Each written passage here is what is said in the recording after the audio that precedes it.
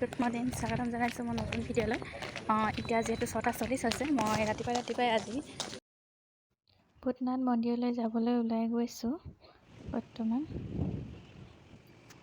এই আমি হাওৰা ব্ৰিজৰ তলেদি খোজকাঢ়ি গৈ আছোঁ মন্দিৰলৈ।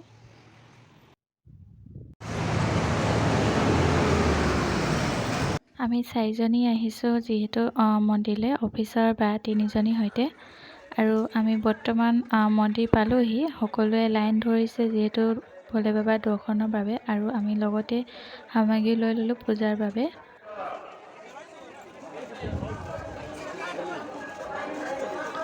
চেষ্টা কৰিম ভিডিঅ'টোৰ মন্দিৰটো সকলো চৌপাশটো দেখাবলৈ, আৰু আপোনালোকে অনুগ্ৰহ কৰি স্কিপ নকৰাকৈ ভিডিঅ'টো শেষলৈকে চাব।